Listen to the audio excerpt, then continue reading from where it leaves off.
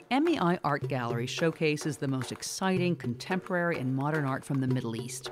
Our current exhibit, Perceptible Rhythms, Alternative Temporalities, features 12 artists who explore the impact of conflict, urbanization, and the climate crisis on their environments. Open Monday through Friday from 10 to 5 p.m., the MEI Art Gallery is open to the public, or book your visit today at mei.edu/arts and culture center.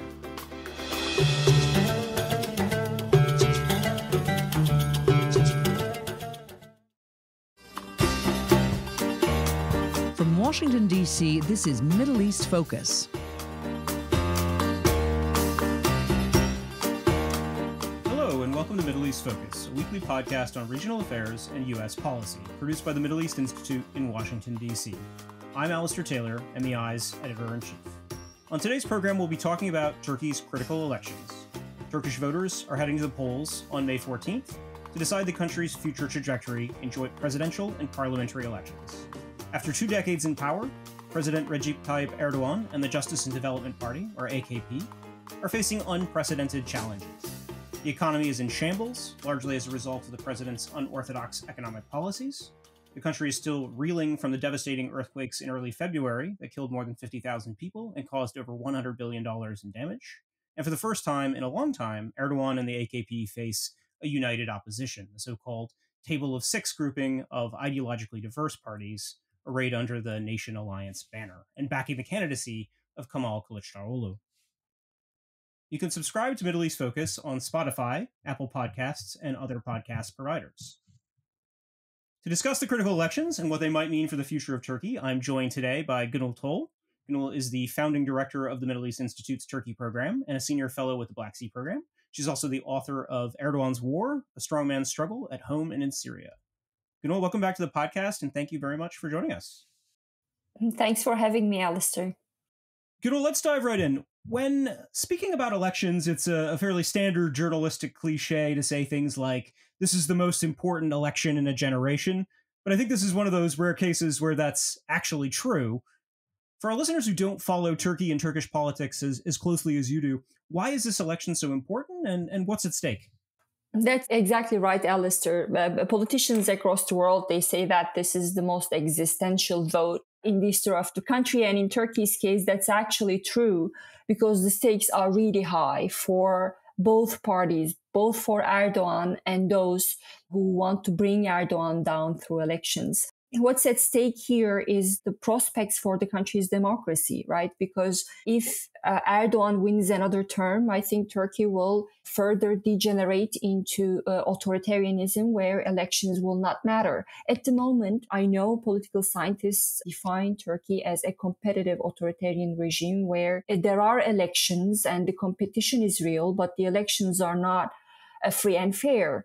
And in the past, there were a lot of question marks about elections. In 2017, for instance, the referendum held in Turkey switching the country's parliamentary system to a presidential system was very controversial. International organizations had a lot of question marks about election fraud. And in 2019, Erdogan lost the elections in Istanbul and he just didn't accept the results and he called for a rerun. So in a country like that, it's very normal for voters to have a lot of anxiety about whether the elections are going to be free. We know that it's not fair. And yet, despite that, there's a lot of excitement and energy, especially among the opposition supporters. And the turnout has historically been very high in the country. And I expect even a higher turnout this time around, which tells me that despite all the problems and the risks and Erdogan's track record, people still have faith in the country's electoral process. And that's very important for those who want to put Turkish democracy back on track. So if Erdogan, however, wins another term, I think people will lose that faith. And that will deal a significant blow to the country's democratic prospects.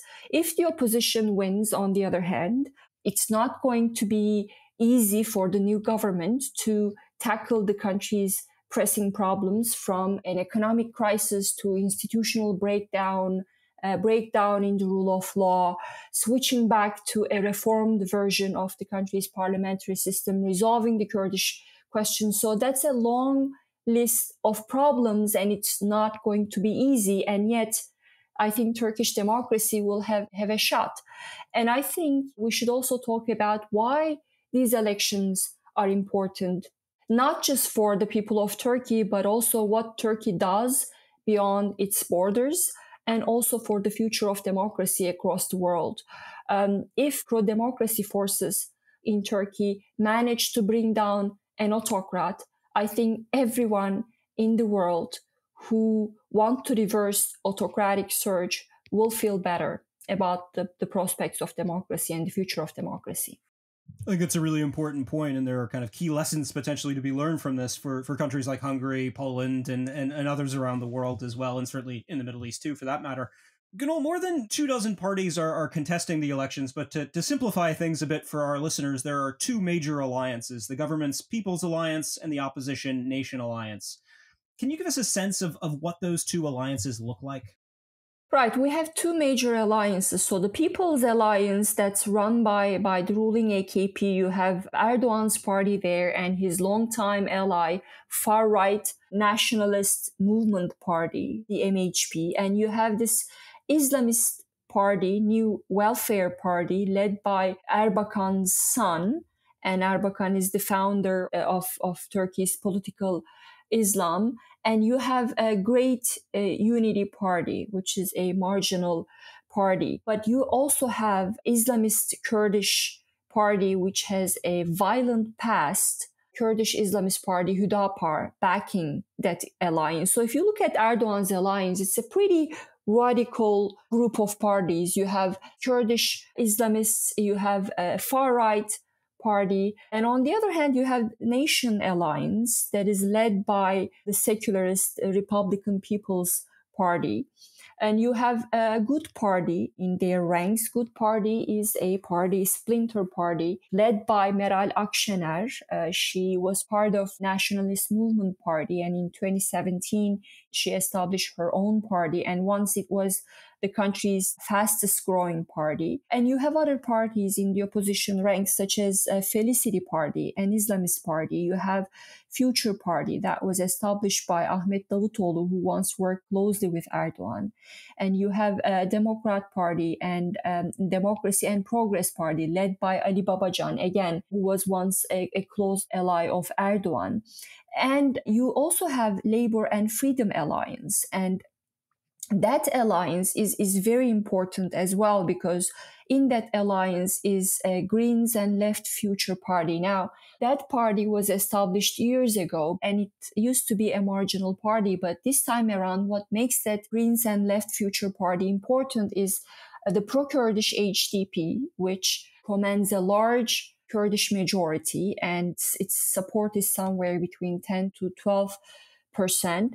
It is part of its running on the list of Greens and Left Future Party. And then you also have Workers' Party of Turkey. So basically three alliances, but two big alliances. And the reason why the pro-Kurdish party is important and the alliance that it's leading is important is that the upcoming vote is going to be a very tight race, meaning every vote counts. And the pro-Kurdish party recently announced that they are going to support Kılıçdaroğlu, the opposition's candidate. And in fact, Selahattin Demirtas, who is the pro-Kurdish party's jailed former co-chair, announced on his Twitter account that he will be voting for Kılıçdaroğlu.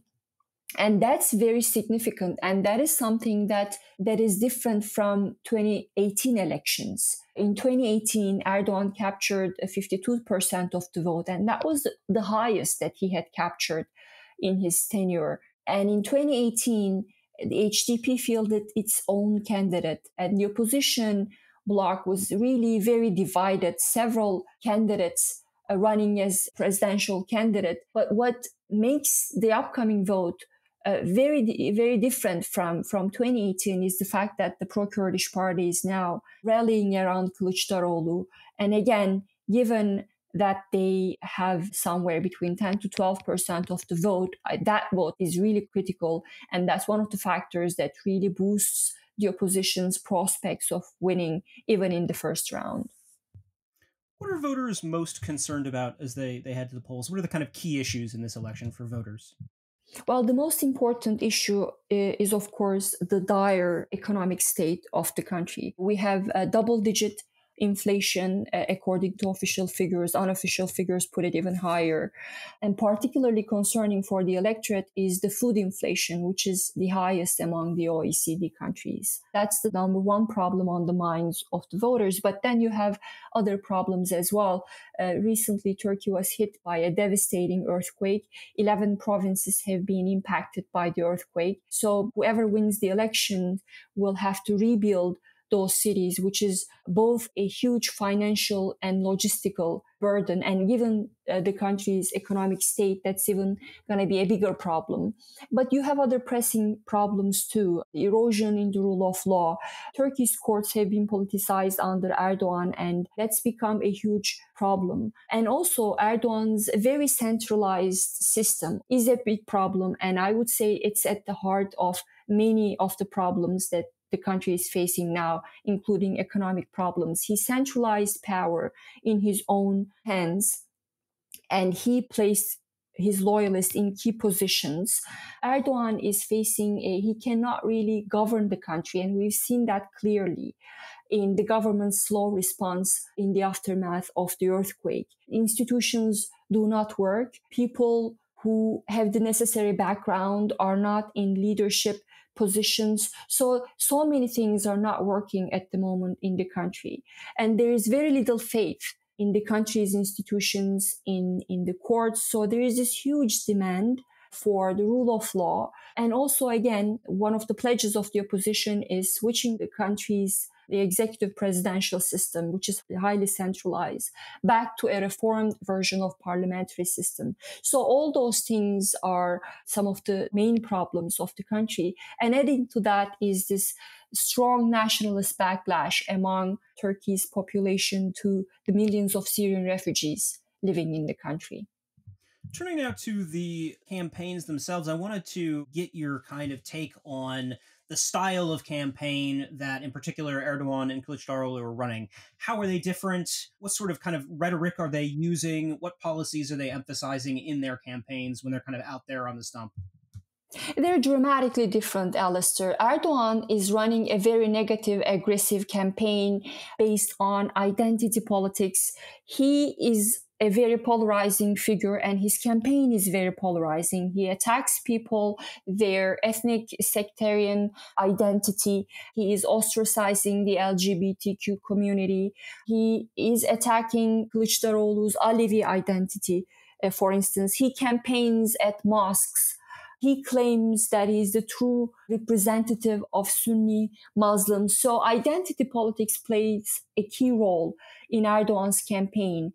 But his campaign has other legs as well. One of them is he is showcasing Turkey's achievements in the defense sector, showcasing homemade defense products, for instance. And he has already handed out some financial incentives to the voters, but mostly it's focused on a very polarizing rhetoric, and it doesn't really credibly address the country's biggest problem, which is the economic crisis. And in fact, he makes fun of the way opposition uses the country's economic problems to criticize Erdogan. In one video, for instance, Kılıçdaroğlu held an onion, which became the symbol of high food inflation, to criticize Erdogan, saying that if he stays in power, you're going to be paying the triple of what we're paying right now for an onion. And that really resonates well among a majority of the country because, again, food inflation is high and poverty is a major concern. But Kılıçdaroğlu, on the other hand, as opposed to Erdogan's negative campaigning, Kılıçdaroğlu is running a very positive campaign. He uses this very inclusive narrative where he says, we should all expect and cherish our identities. I'm an Alevi myself, and I'm proud of that. But we should also go beyond that. And he is trying to appeal to the country's youth, saying that accept your identity, but move beyond that, because what is uniting us is our common dreams and our common future. So let's work towards that goal instead of focusing on what divides us, what polarizes us. So that's a very unifying narrative, and I think it's very appealing. He also, for instance, released a video in which he criticized Erdogan for terrorizing or framing the Kurds as terrorists before the elections and asked Turkish public not to fall for that propaganda. And it was received very well among a lot of people. So he's using this inclusive narrative, but it's not just that. His campaign also focuses on the bread and butter issues. He is proposing viable solutions to the country's economic problems, and he put together a great economy team with top names. Bilge Yilmaz, for instance, he's a finance minister from Wharton, and you have Ali Babacan. These are all market-friendly faces. So he has this great group of experts who are working on tackling the country's economic problems. So I think in that regard, Kılıçdaroğlu turned out to be a better campaigner than many of us had expected.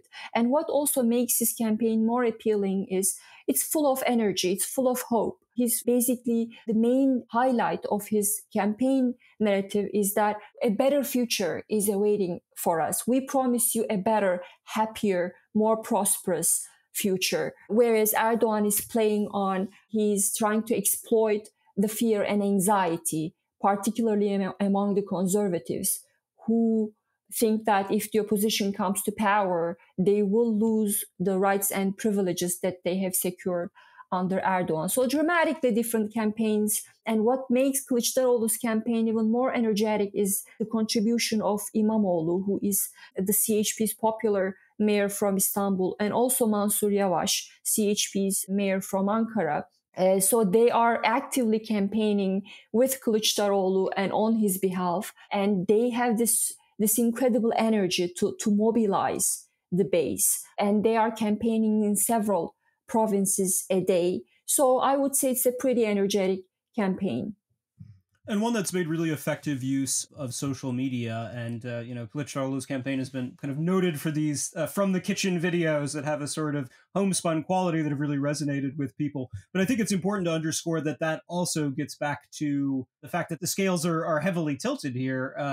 He has to use those kind of channels because the state broadcasters, the media environment is so tilted in favor of the government. I saw a statistic the other day that the state broadcaster gave the Erdogan campaign 32 hours of coverage last month versus 32 minutes for Kılıçdaroğlu. So it was kind of a really stark night and day contrast there. And it shows you, how much this is not a fair fight in terms of the media environment, for sure. That's exactly right, Alistair. That's exactly right. And autocracies, again, by definition, elections are not free or fair. That's why it's really difficult to beat autocrats at the ballot box.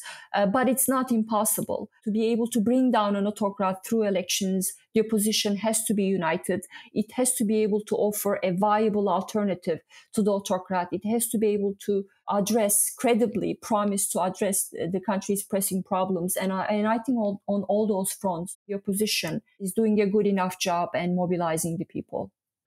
Turkey has a 2-round system for presidential elections. If no candidate receives more than 50% in the first round, there's a second round that's held 2 weeks later between the top 2 candidates. What do you see as kind of the main determinants of whether this election will be decided in 1 round or 2? And how would the kind of dynamics change from a first round to a second round?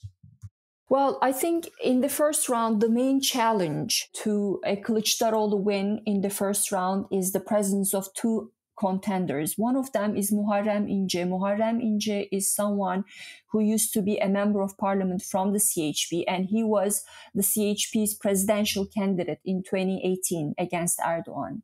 He's now one of the presidential candidates, and there was an incredible surge in support for Muharrem İnce recently. Although he launched his own party and the party has been there for some time, but this incredible dramatic surge in support for Muharrem İnce was really striking in many ways because it was unexpected. And given the fact that he doesn't really have a party structure that can back his campaign. He doesn't have a consistent agenda. He doesn't really talk about how he's going to solve the country's economic, political, and social problems. It's almost a one-man show. There's only Muharrem İnce. One cannot name another important figure in his party. So that's why it was really perplexing for many people watching his rise in the polls, and some polls put his support at 7 and even 10%, which was really dramatic. So I think right now, opinion polls suggest that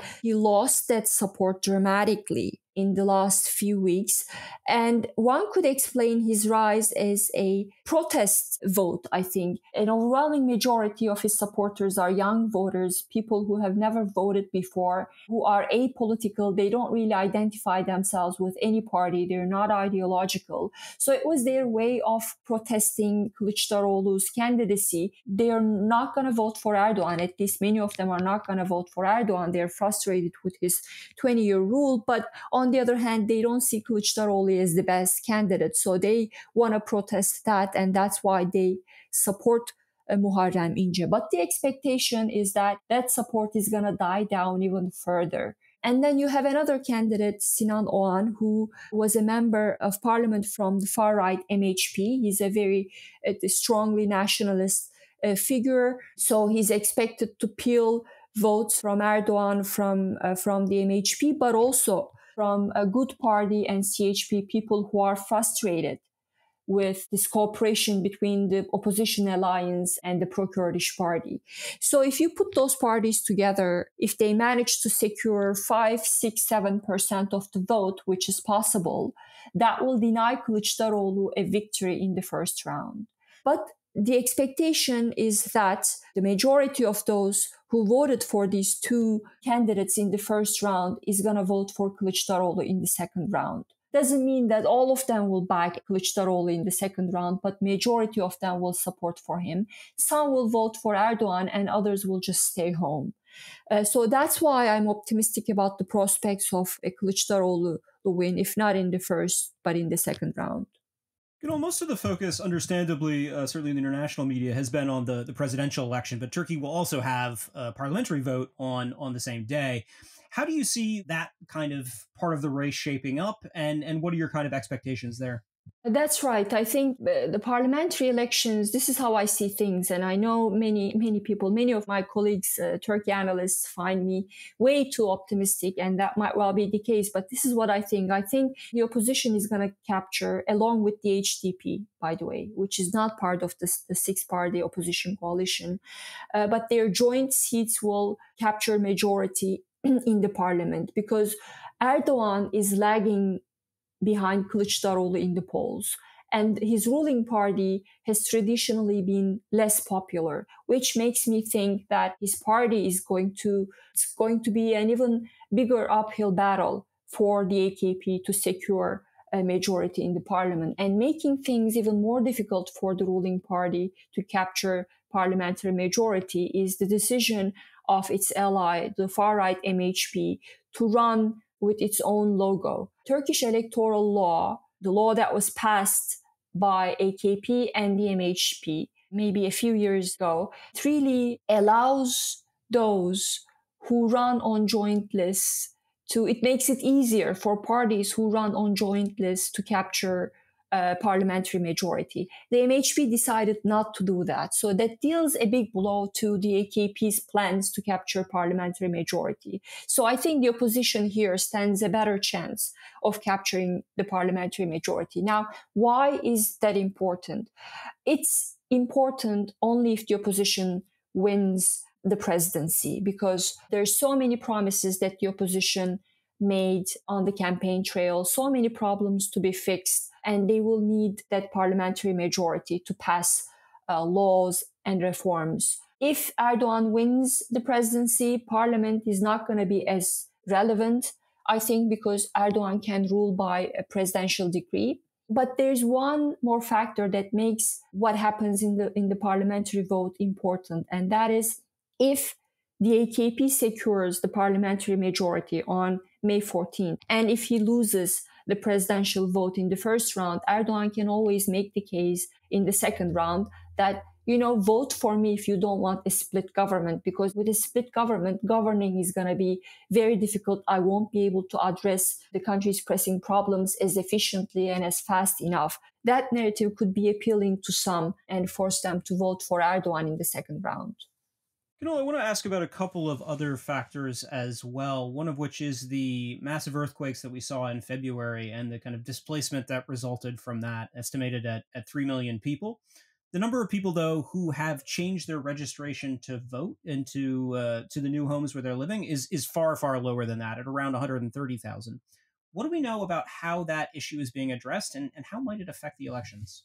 Yes, I have a lot of anxiety around that too, because as you know, my family has been affected by the earthquake. My sister managed to register to vote in my hometown, which is different from where she lives with her husband and her family in Hatay. But her husband is going back to Hatay to vote, for instance. And there are a lot of people who could not manage to register to vote elsewhere. So that is a huge problem. And the system itself and the ruling party and Erdogan, they haven't really made it easier for earthquake victims for obvious reasons. Obviously, Erdogan does not really want to see voter frustration to be translated into a vote for the opposition at the ballot. That was one of the reasons why he didn't really encourage earthquake victims to vote. But there's a bigger problem. Even those who managed to register, even if procedures to re-register in nearby towns were made easier, I think the majority of the earthquake victims are not in the psychological condition to vote. They have so much to deal with. They've lost their homes, they've lost their families, they've lost everything. So they are in this survival state of mind where voting is not really high on their agenda because they're trying to survive. Many of them are still trying to find tents to live in. They're living with their relatives in nearby towns. So that's a huge source of anxiety for me, because you have 8 million voters who have been affected by the earthquake, and that's a large constituency. Absolutely.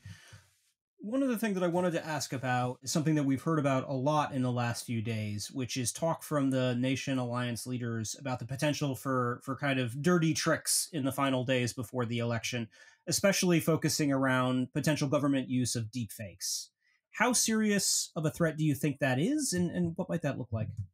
Well, apparently the opposition is taking it very seriously. Kılıçdaroğlu already mentioned that several times on different occasions, and you have other opposition party leaders such as Ahmet Davutoğlu also very concerned. He posted a tweet, and you have Felicity party leader Temel Karamollaoğlu already touched upon the same theme, this deep fake. So that suggests to me that the opposition is taking this very seriously. But I think they, in many ways, by shining a light on this, I think they've done their part. We don't know what Erdogan's communications director is planning.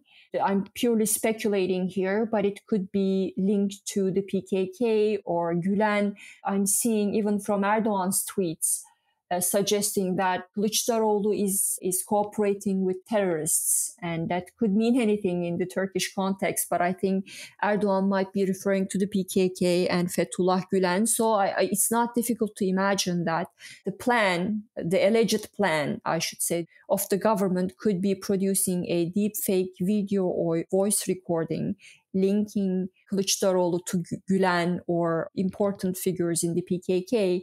But again, by mentioning that on air and talking about that, I think in many ways the opposition prevented that. There's still a lot of anxiety about election security in the opposition ranks, because we're talking about an entrenched autocrat who has been around for 20 years. And the assumption is that he controls everything. So the question on everyone's minds is how far he can go to change election results on the day of the election. His spokesperson, Ibrahim Kalın, just yesterday said that they would respect election results no matter what the outcome is. But of course, it's not very comforting in a country where Turkey held several controversial votes, including the referendum and the Istanbul vote, where Erdogan did not accept the results. So there's a lot of anxiety around that, but I think it will all come down to opposition's attempts, efforts to protect the ballot box. And I know that they've done a good job in 2019, remember, when Turkey held the municipal elections. So there are instances where Erdogan lost and the opposition managed to protect the ballot box. So the hope is that they will repeat that success this time around.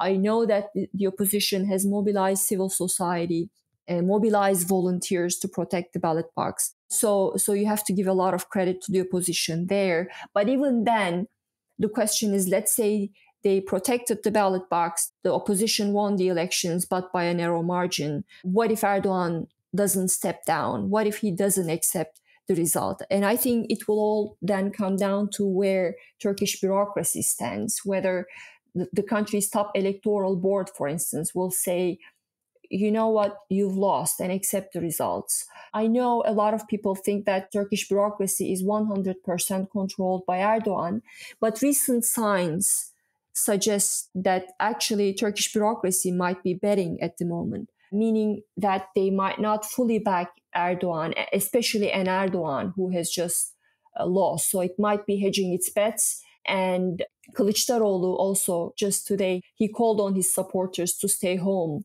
He said, when we win the elections on May 14th, I want you to stay home.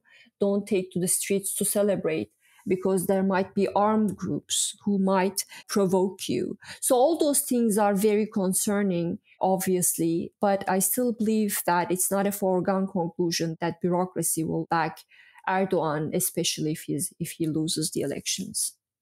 We're running short on time, but before we wrap up, any final thoughts? Again, I'm not a very optimistic person by nature, but this time around, I'm optimistic about the prospects of the opposition.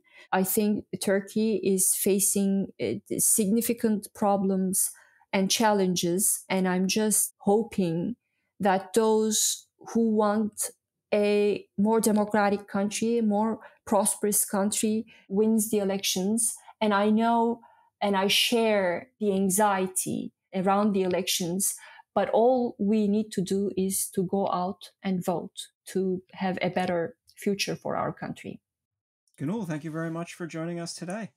Thanks for having me. That's all the time we have this week. Thank you to our listeners for tuning in and to our production team for all of their work on this week's episode. You can find all of our latest coverage of Turkey and the upcoming elections on the website at www.mei.edu.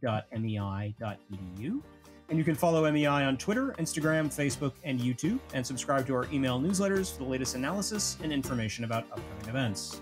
I'm Alistair Taylor, and we'll see all of you next week. This has been a presentation of the Middle East Institute. To support MEI's programs and podcasts, please donate at www.mei.edu. Thank you for your support.